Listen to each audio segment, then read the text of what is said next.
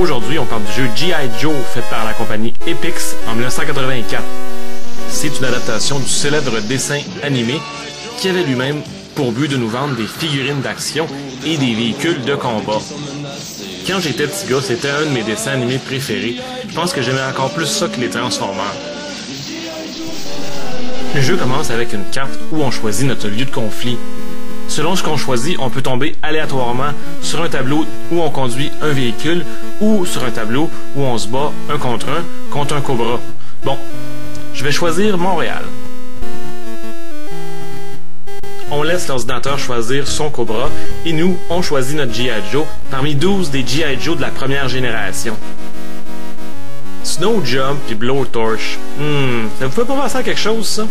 Ben oui, le célèbre G.I. Joe Blowjob, part-time soldat, part-time village people, dont la spécialité était de sucer des graines.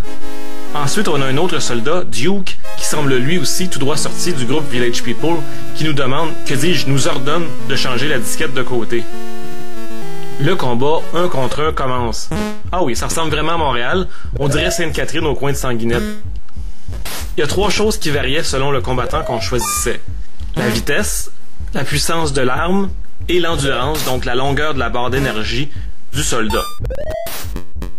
Tiens, allons-y avec un combat entre Zartan et Zorro. Snake Eyes en anglais. Zartan, c'est un petit coquin, puis il se déguisait en G.I. Joe. Mais quand c'est du 1 contre 1, c'est difficile de se mélanger puis de tirer la mauvaise personne, disons. Il y avait 4 décors différents pour les combats 1 contre 1, et chacun avait un bidule ou un danger qui pouvait faire des dommages à l'un ou à l'autre des combattants. Tiens, mon Zartan, je t'ai démasqué. Si t'étais pas chanceux, tu tombais sur un tableau de véhicules. T'avais le choix entre 4 véhicules, un avion, un tank, un hélicoptère ou un Jeep. Les tableaux avaient une vue d'en haut et le gameplay était d'une platitude consommée. Je crois que le but c'était de tuer tous les tanks IS qu'il y avait sur la carte. Mais les contrôles étaient tellement poches et les graphiques tellement primaires que ça donnait pas le goût pantoute.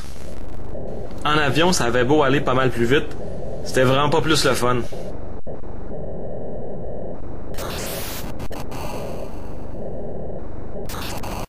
Le problème, c'est que c'était un jeu super long à loader, 5-6 minutes facilement à chaque fois.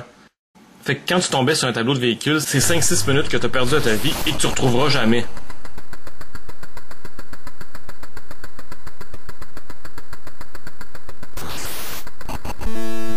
Ça, c'est vraiment dommage parce que les combats 1 contre 1 sont vraiment le fun, les graphiques sont vraiment beaux pour l'époque et le gameplay est le fun. Et comme il y a beaucoup de personnages à choisir, il y a pas mal de replay.